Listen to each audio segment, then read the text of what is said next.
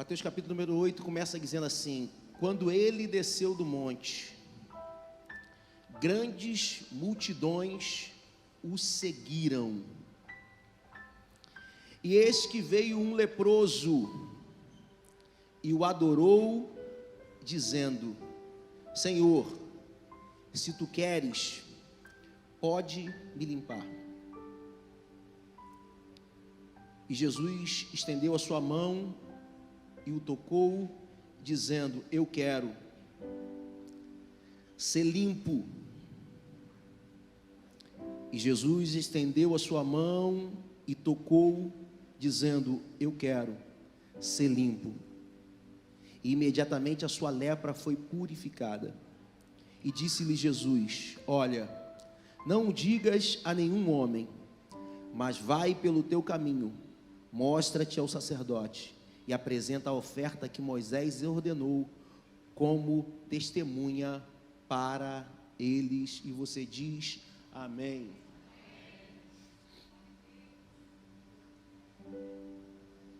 Mateus, ele tenta organizar os acontecimentos na Bíblia. Do capítulo 5 até o capítulo 7, Jesus está no monte, pregando para uma multidão. Do capítulo 5 ao 7, Jesus está no monte, pregando para uma multidão. No alto, como o mestre se posicionava, vamos supor essa posição aqui como eu estou. Digamos que eu estivesse no monte e a posição de um mestre era exatamente parecida como essa. O mestre se posicionava acima para que os seus ouvintes pudessem assimilar o máximo da palavra. Então no monte ele se põe como mestre. E como mestre agora ele começa a ensinar. E ali de fato Jesus começa a ensinar. Ele fala as bem-aventuranças. Só que Jesus agora ele começa a quebrar um protocolo. Porque até Jesus, os profetas não falavam que eles mesmos diziam. Porque ser profeta é ser porta-voz de Deus. Isso acontece até hoje. Normalmente quando o profeta se levanta, ele tem o costume de dizer: assim diz. Ele está dizendo ao profeta: olha, não sou eu que tenho nada para passar. O que eu estou falando é algo de Deus, é algo do céu. Mas observe, Jesus começa a falar assim, ó: em verdade eu te digo. Muitos já começam a falar assim: calma aí, alguma coisa diferente. Ele não é somente um profeta, tem algo a mais, porque até o momento todos os profetas não falavam de si, e ele: assim te digo. Jesus se posiciona agora como mestre. E o capítulo 8 ele desce, não para continuar como mestre, mas para mostrar que ele não vem trazer um reino somente de palavras, mas que tudo que ele ensinou, ele iria mostrar na prática. É Jesus já começando a nos dar uma lição, que evangelho não é somente aquilo que eu falo. Evangelho não é falar somente, mas evangelho é descer do pedestal e estar na mesma altura que aqueles que te seguem. Porque se você quer ser seguido por alguém, você primeiro precisa descer e estar na mesma posição, para que outros te vejam na mesma posição. Agora é bem verdade que muitos querem seguir de longe. Hoje nós estamos na era dos coaches, youtubers. E se for perguntar aqui, muitos de nós seguimos a muitos que são de longe, mas não queremos seguir quem está perto de nós. Mas não existe relacionamento com quem está longe. Porque quem está longe, você só ouve palavras, você não conhece o dia a dia. Tem muitos que pregam, mas quando descem, vão para as drogas, vão para a prostituição. E como eu sei? Andando lado a lado. E aí eu quero te dar uma dica: se você quer ser seguido, não estou dizendo de buscar seguidores, mas se Deus te chamou para que multidões te sigam, aprenda que não é em cima que pessoas vão te seguir, é necessário descer. Há tempo para todas as coisas, há tempo que tem que subir, mas há tempos que tem que descer. Tem pessoas que acham que é somente no alto do monte que vão receber poder. Sim, precisamos subir para nos retirar, mas o evangelho não é lá em cima, o evangelho é aqui embaixo. Jesus fala assim: agora eu ensinei vocês durante 3 capítulos, 5, 6 e 7. Só que agora eu vou mostrar para vocês que eu não somente falo com a minha boca, mas eu ajo e realizo tudo aquilo que eu falo. E Jesus tanto faz isso, que Jesus ele começa a curar um leproso que se aproxima.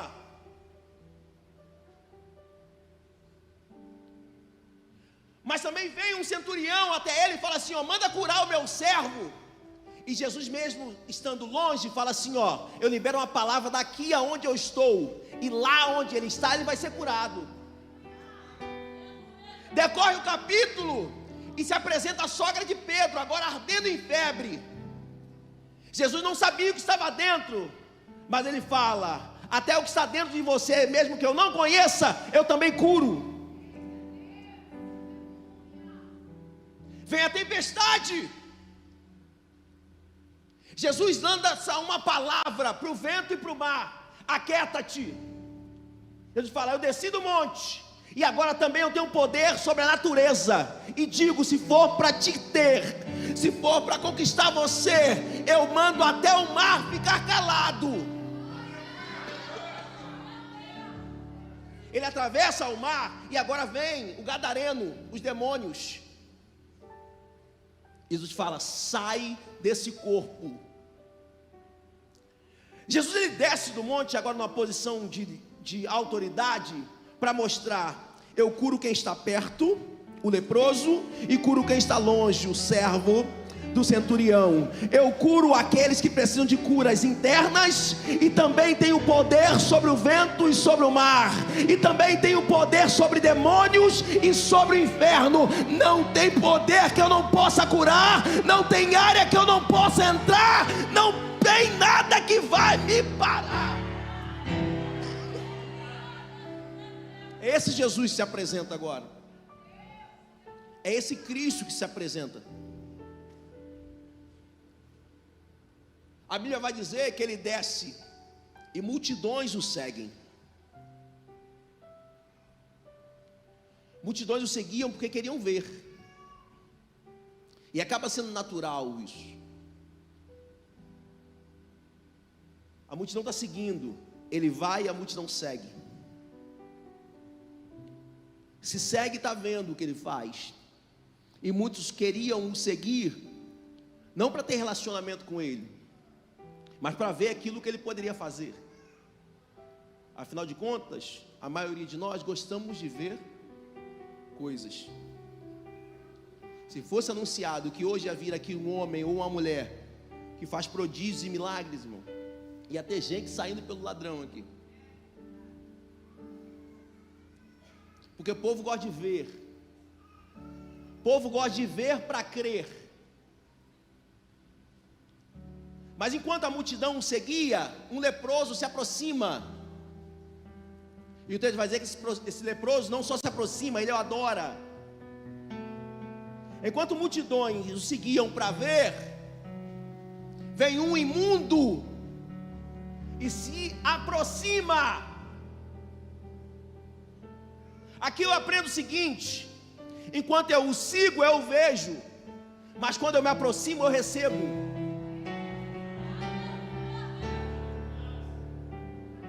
enquanto eu somente estiver como um seguidor, um espectador, não que seja errado, você vai ver. Mas a palavra me ensina que um foi diferente. Ele se aproximou.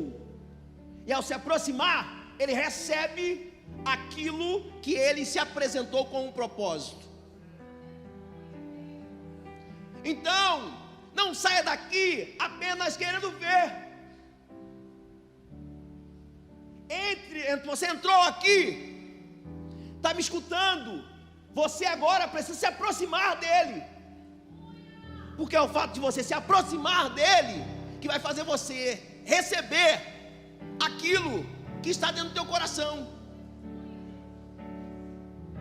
Só que eu falei, e o texto na verdade falou, que quem se aproxima aqui é um leproso. Deixa eu tentar resumir para você o que é ser um leproso. Tenta imaginar você, a vida que você tem hoje. E aí de repente vem uma mancha branca, aparece na sua pele. Essa mancha branca,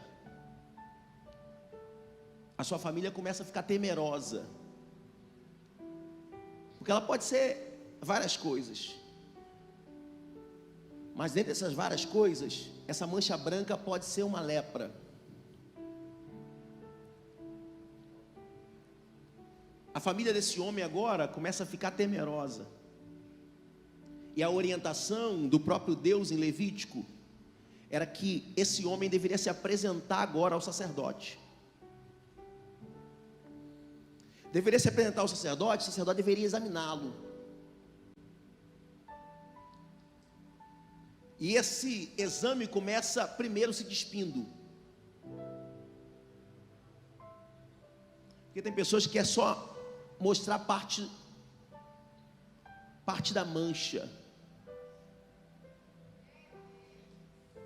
Mas o sumo sacerdote precisa ver o corpo por completo. Tira a máscara, tira o terno. Só que você precisa entender algo antes disso. A tsarat, que é a palavra para lepra, ela foi uma doença que surgiu com o próprio Deus. O que os judeus entendem? Que a lepra é uma doença que é um castigo da parte de Deus. Esse é o entendimento judaico.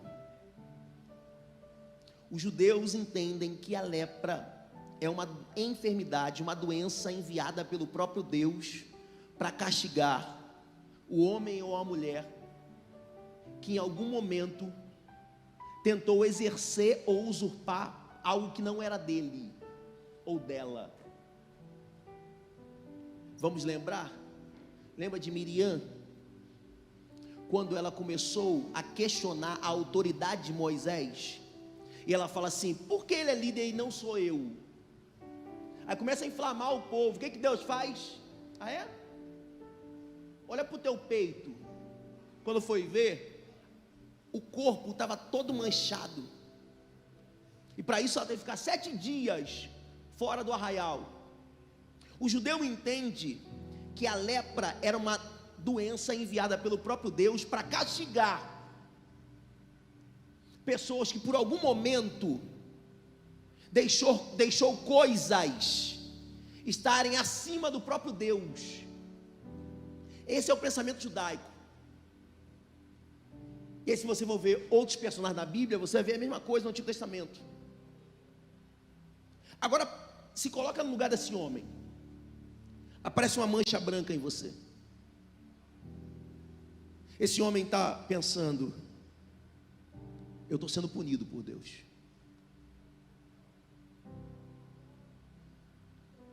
Eu estou sendo castigado por Deus. Eu fiz alguma coisa que Deus me amaldiçoou.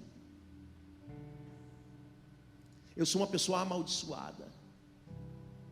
Então se apresenta ao sacerdote agora. Esse homem vai até o sacerdote, tira a sua roupa, mostra aquele princípio de mancha. Enquanto é a sua mancha, não tem problema. Pode ser qualquer outra coisa. Mas se a mancha avançar e o pelo começa a ficar branco também, quer dizer que é lepra. Você é um amaldiçoado. Passa 7 dias aquele homem em observação pelo sacerdote, porque ele não pôde mais voltar para casa. Ele é colocado à parte pelo sacerdote.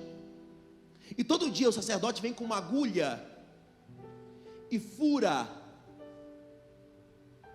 a parte da mancha.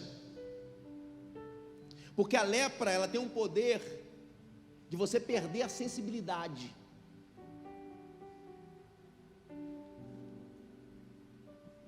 Fura. Enquanto sentir dor, quer dizer que não está avançando e não é lepra. Mas quando alguém toca e fura e não sente dor, quer dizer que a lepra já consumiu aquela parte do tecido. A maldição é assim mesmo.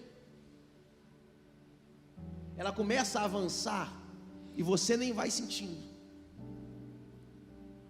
E quanto mais você dá lugar para ela, você vai perdendo a sensibilidade daquilo aonde ainda tem vida. Porque o que é a lepra? A lepra é uma doença que vai comendo a vida. Nessa época a lepra não tinha cura. Todos que recebiam o diagnóstico de lepra sabiam assim: eu recebi meu laudo de morte.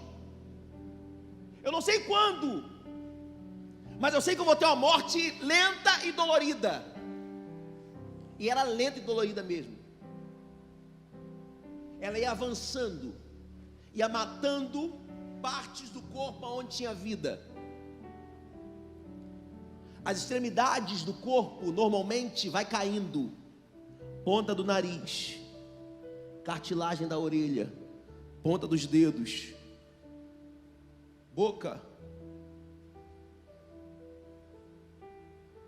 Imagina esse homem agora que ele é enviado para o leprosário, o local onde ficavam os leprosos. O sacerdote decreta: você tem lepra, sai. E quem tinha lepra agora tinha que sair do convívio da sua família, sair do convívio de amigos, não poderia mais entrar no templo para sacrificar. A pessoa que recebeu o laudo de lepra, ela recebeu também uma sentença: a partir de hoje, você não vai mais ter acesso a Deus, porque você tem que se lembrar da época. Como que era o acesso a Deus? Era dentro do templo. Você não vai ter mais acesso ao teu Deus, até porque você foi amaldiçoado por ele. Você agora vai sair do convívio da sua casa. Imagina um pai que não pode mais ver o filho, e não pode mesmo por amor, porque era uma doença contagiosa. Porque se insiste em ficar, a doença começa a pegar na família. E só quem é pai e mãe sabe disso. Se for preciso, a gente mata a nossa própria carne para não tocar nos nossos, não é? Esse homem agora está falando assim: ó, eu vou morrer só. Eu não posso ir nem na esquina olhar meu filho, porque esse homem não podia nem mais entrar na cidade. A Bíblia diz que quando um leproso estivesse viajando de um local para o outro, ele deveria cobrir o seu rosto, e ao entrar numa cidade ele deveria gritar: imundo. Já pensou você mesmo tendo que entrar em locais que você decreta maldição sobre sua própria vida? Imagina esse homem atravessando locais com o seu rosto coberto, talvez parte de sua cartilagem caída, sem nariz, sem ponta, conjecturando, sem ponta de dedos, rosto deformado. Ele agora tem que se cobrir, e ao entrar numa cidade, ele tem que gritar: sou imundo. Era um alerta dizendo: se afasta de mim. Os judeus todos cobriam seus rostos. Imundo, imundo. E ai dele se não fizesse isso, porque se não gritasse, ele poderia ser apedrejado. Era a lei de Moisés que declarava isso. Esse homem agora está sem o convívio da família. Ele não tem chance de sacrificar, pedir perdão a Deus pelos seus pecados. Não pode trabalhar. Ele pega alguns bens que ele tem e ele leva para o leprosário, alguns poucos bens. Talvez ele chegue para sua esposa e fale assim: deixa eu levar só algumas coisas, para eu me lembrar de você, para eu lembrar dos nossos filhos, algumas coisas para eu sobreviver. Ele leva o pouco dos bens que ele tem, agora ele leva para esse ambiente. Tenta imaginar uma caverna cheia de leprosos. Um homem com a perspectiva zerada: vou morrer a qualquer momento. Cada dia que passa, meu corpo dói mais. A minha alma também está gritando. Porque tem dores no corpo que nós suportamos, mas tem dores aqui dentro que doem mais do que quando pega aqui. Eu estou falando isso para que você entenda esse texto. Tente se colocar no lugar desse homem. Ao seu redor, parece que a perspectiva dele acabou. Um ambiente imundo, cheio de leprosos. Vamos tentar imaginar? Talvez alguém se levanta, igual na época da Covid. Alguém se levanta leprosário falando: opa, hoje fulano morreu, não aguentou. Já perdeu parte toda do corpo, morreu. Tem como chamar a família para o enterro? Não pode, nós mesmos vamos sepultá-lo. Quem vai ser amanhã? Não sei. Estou lutando. Outros: eu não vou nem lutar mais, já me entreguei. Só que chega uma notícia. Chega uma notícia no lugar imundo, no leprosário. Qual é a notícia? Existe um nazareno enviado por Deus, que aonde ele passa, todo mundo que tem contato com ele é curado. Não, mas é curado de qualquer coisa. Não é curado de qualquer coisa não. Ele já deu vista a cegos, ele já fez coxo andar, e leproso ainda não sei, já fez morto ressuscitar. Aonde ele passa tem cura, tem milagres, demônios são expulsos, pessoas são livres. Aí vamos conjecturar que um dos leprosos fala assim para ele: mas você vai lá? Nosso corpo não aguenta mais. Já tentamos várias vezes. Por várias vezes nós entramos dentro do arraial e não conseguimos ser curados. A tua força foi embora, desiste. Será que você vai conseguir andar até ele? Por acaso você sabe onde ele está? Eu fiquei sabendo que ele está no alto do monte ensinando. Se andar lá até lá já é difícil, meu irmão, ainda mais você subindo no monte. Falou outro leproso para ele. E esse leproso que futuramente foi curado fala assim: eu não quero nem saber aonde ele está.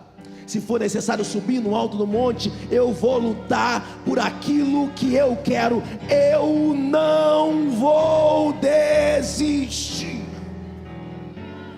Se for necessário, eu tento várias vezes, mas eu não vou desistir. Mas você é louco. Cada dia que passa, algo do teu corpo cai. Cada dia que passa, a sua dor aumenta. Cada dia que passa, a sua força vai indo embora.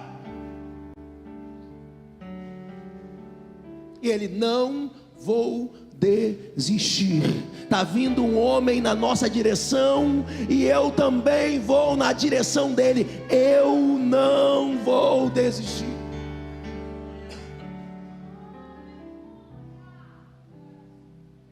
E parece não ser diferente da nossa vida, porque sempre se levantam pessoas sempre para te desanimar. Para de orar por esse homem, que ele não vai mudar. E você: eu não vou desistir. Para de orar por esse filho, esse maconheiro. Aí você fala: eu não vou desistir. Para de bater na porta, que essa porta não vai se abrir. Você falando: eu não vou desistir.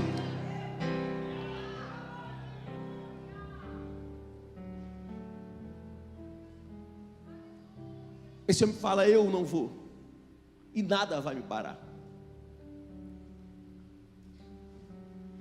Agora Jesus começa a descer do monte.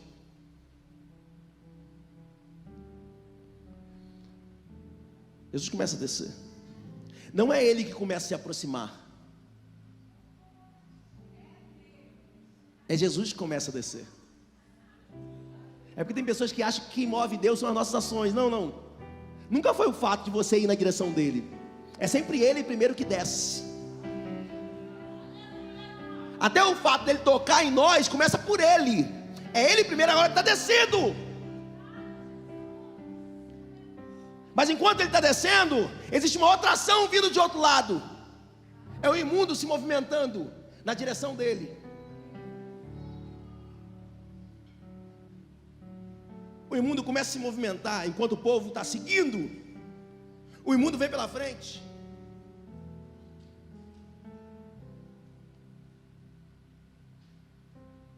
O texto diz que não foi o fato que Jesus vê que ele era imundo que o parou. Porque tem pessoas que acham que são as nossas condições que vão parar Jesus. Não, porque Jesus vai ficar com pena de mim, de tudo que eu estou passando. Não, não, é a sua condição que para Jesus.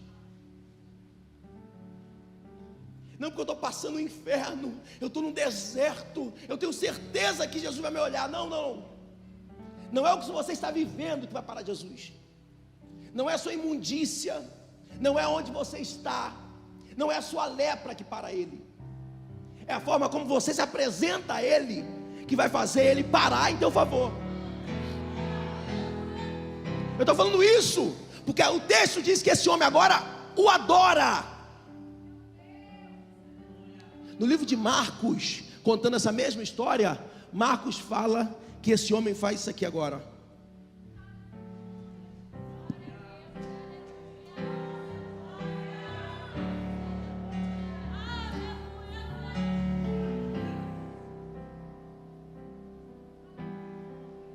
É porque talvez, às vezes, nós não entendemos a dimensão do que era se prostrar no tempo judaico.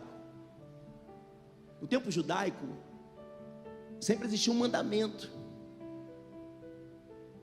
E era o primeiro mandamento, que nós não deveríamos nos curvar a nenhum outro Deus. Tanto é que quando o romano passava, um judeu não se curvava para ele. Porque o judeu entende que ele só pode se prostrar diante de Deus. Entenda isso, judeu não se prostra para pessoas, independente da autoridade. Judeu só se prostra para Deus. Por quê? Porque prostrar é um sentido de adoração. Eu só me prostro àquilo ou a quem eu adoro. Quando esse homem agora, com toda a sua dificuldade, toda a sua fragilidade, tudo que ele poderia falar, desculpa, ele poderia culpar o sacerdote pelo abandono. Ele poderia culpar a sinagoga dele que o abandonou. Ele poderia culpar a família. Mas agora ele vai na direção daquele que pode mudar a situação da vida dele. E ele não coloca culpa em ninguém. Foi meu pastor, foi meu esposo, foi minha amiga, é porque eu fiquei traumatizada, é porque eu... Para de culpar os outros. Para de falar que a culpa, Adão, é da mulher que tu me deste. Ele agora não quer culpar ninguém. Ele fala, eu vou me posicionar com um ato de reconhecimento. Porque ao se prostrar, ele tem dois viés. Eu adoro um que é superior, mas eu também reconheço quem eu sou. Adorar é você saber primeiro a sua posição. Qual a posição? Que eu estou embaixo. Eu não sou superior a Deus. Eu não dou ordem a Deus. Eu declaro, eu decreto. Você não pode declarar e decretar o que o céu ainda não decretou. Você está abaixo. Seja feita a tua vontade na terra, assim como já é no céu. A terra, ela manifesta o que o céu já declarou. Esse homem agora, Ele está falando assim, ó: primeiro, eu reconheço que eu sou o quê? Um imundo. Porque essa lepra aqui é resultado das minhas ações. Eu fui amaldiçoado pelos meus erros. Mas eu também estou reconhecendo quem tu és, Jesus. Para mim você não é só um profeta. Como eu, judeu, só me curvo diante de Deus. Nesse momento, eu reconheço que você é o verdadeiro Deus enviado dos céus para o nosso povo. Aí, meu irmão, não tem como Deus não parar. Deu para entender que são os nossos posicionamentos que têm o poder de fazer Deus se movimentar ou fazer qualquer coisa na nossa direção. Não é sua boca. Aí ele o adorou, ele não cantou. Ah, ainda que a figueira... Não, adoração não é cantar.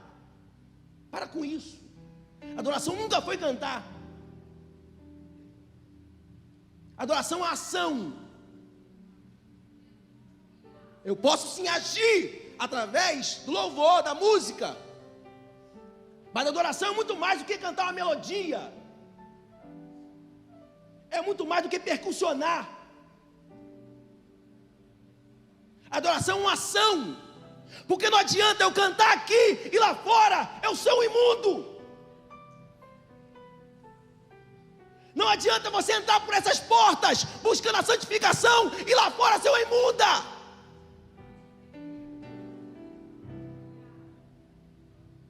A adoração, o que acontece aqui é reflexo daquilo que nós vivemos lá fora.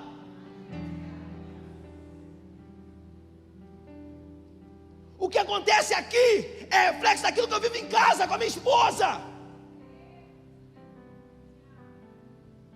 no meu trabalho, no meu colégio, no meu namoro e no casamento também. Porque tem marido que quer tratar a mulher igual prostituta, e tanto vê pornografia, acha que tem que fazer com a mulher igual acontece no filme pornô. Está trazendo maldição para sua casa. Que a Bíblia diz que maldito é o leito com mácula.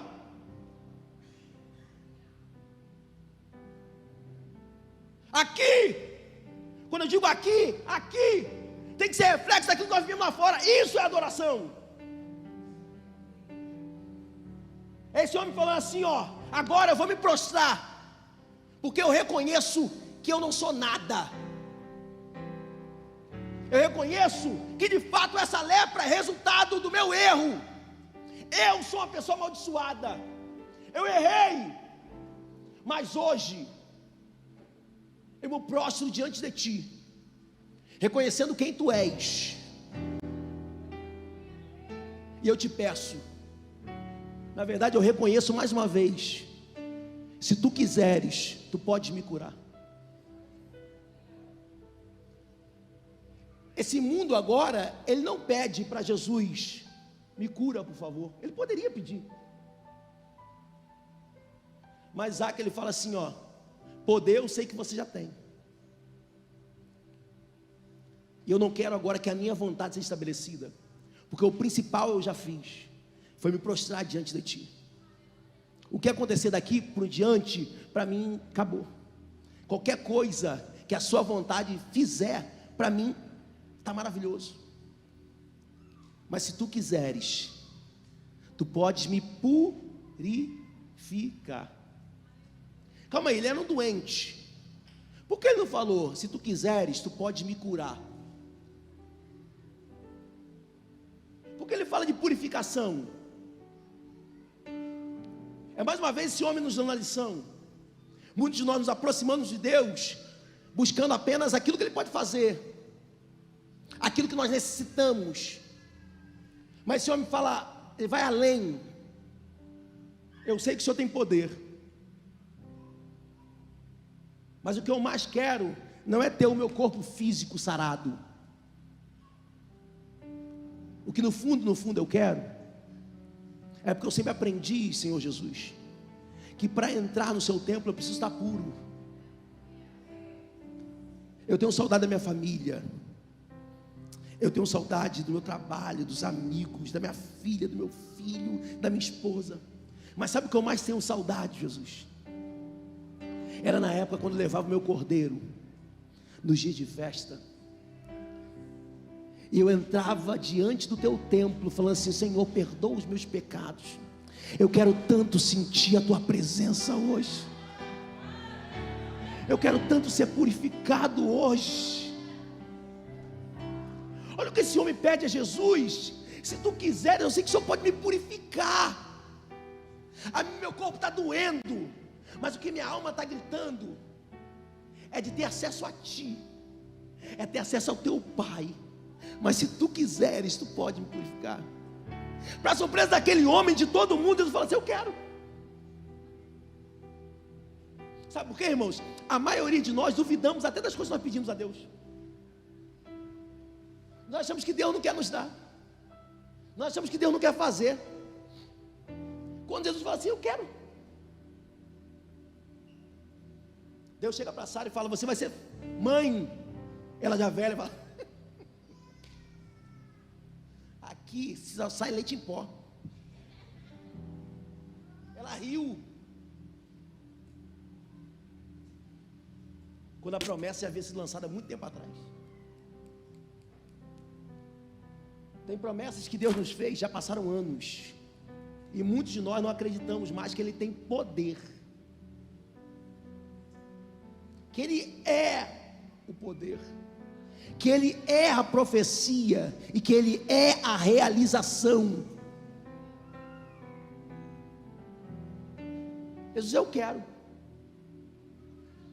Jesus, mais uma vez, Jesus é incrível. A Bíblia diz que Jesus pega e toca nele.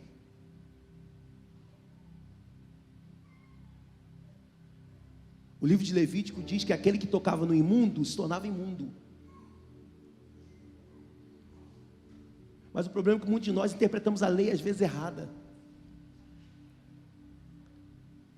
Era Jesus falando assim: ó, quando eu toco em algo, eu não recebo a natureza dele. Sou eu que transfiro a minha natureza para aquilo que eu toco. Quando eu entro no ambiente, não é o ambiente que vai me contaminar. Quando eu entrar nesse ambiente, vai ser a minha natureza que vai tomar o lugar onde eu estiver. Às vezes eu falo assim: não tem problema aonde eu toco. É por isso que eu toco em caixão, eu toco em morto, eu toco em imundo, porque não é aquilo que vai entrar em mim, é o que está dentro de mim que vai tomar, se estiver ao meu redor.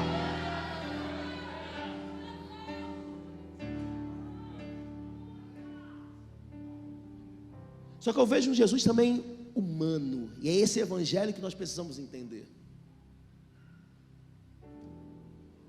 Já parou para pensar quantos anos aquele homem estava sem receber o afeto de alguém? Quantos anos sem receber o carinho, o afago da família? De filhos?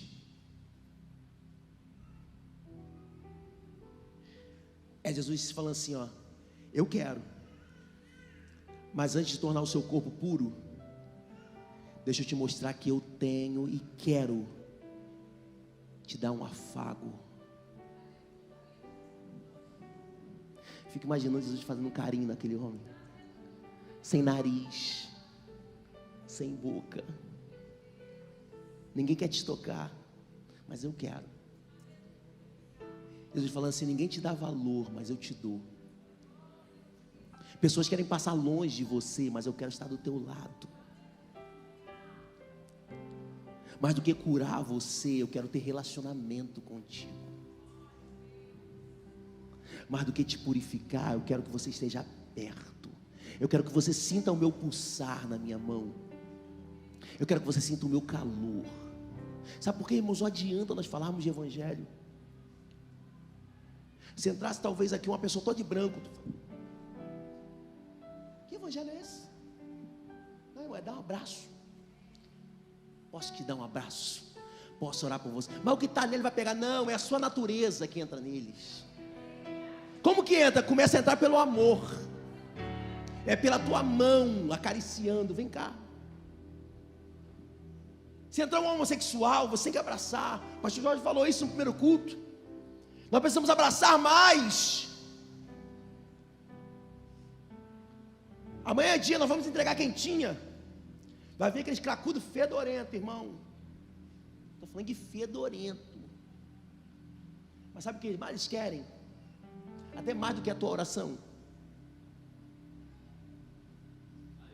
É o teu abraço. Então eu falo assim, poxa pastor, logo o meu perfume. Aquela pessoa sem tomar banho há meses, talvez anos. Talvez vai ser o teu abraço que vai ganhar essa pessoa. Talvez vai ser o toque de Jesus nesse homem que vai ganhar essa pessoa através de você. Precisamos abraçar mais aqueles que Deus tem colocado no nosso caminho. A pastora está falando de aceitar tudo, e até as pessoas têm um estigma. Na crescer pode, aqui não pode nada, irmão. Aqui é o que a Bíblia fala. Ela crescer pode, lá está em pecado. Está em pecado, Deus vai cobrar, irmão. Deus cobrar, se tiver pecado, Deus vai descer a lenha. E se nós soubermos com provas, nós também vamos tomar a devida providência. Tem um monte de irmão que é acusador. Fulano está passando por isso. Tem que comprovar? Não. Posso botar você aqui em frente? Não, Deus me livre. Ah, então irmão, me ajuda. Se não tem como falar, não tem como provar, não ora. Sabe por quê? Nada que está encoberto vai ficar para sempre. Um dia Deus vai revelar. Ele vai revelar, irmão. Isso é algo que não falha. Deus revela. Deus não deixa nada escarnecer. Deus não se zomba. Deus não se zomba. Na crescendo pode, é a mesma coisa, irmão. Aqui o que pode é a palavra. Só que também nós não vamos tomar providência com qualquer acusação sem fundamento. E ainda assim, o nosso posicionamento, os irmãos viram, nós nunca subimos aqui no púlpito, fulano está em pecado. A gente fala, vem cá. A Bíblia diz que aquele que confessa e deixa alcança a misericórdia. Você fez, só quero a verdade, fala a verdade, ninguém vai saber. Irmãos, que falado comigo, nem minha esposa sabe. É verdade. Então vem para o tratamento de Jeová.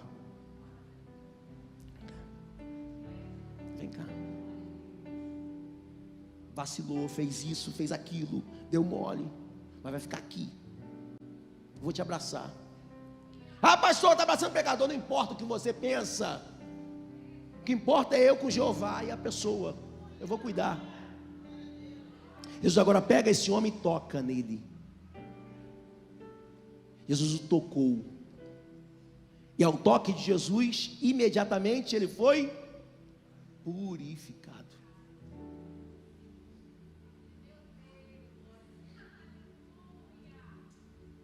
Tenta imaginar, imediatamente carne sendo regenerada. Eu estou falando de algo que começar a crescer. Não. Olhou e tudo regenerado. A Bíblia diz que quando Eliseu ele cura Naamã, a pele de Naamã ela fica como se fosse de uma criança. Tenta imaginar agora esse homem olhando para si e vendo, cara, foi tudo restituído. Ele quis, ele me tocou, eu fui curado. Eu fico imaginando esse homem agora saltando de alegria,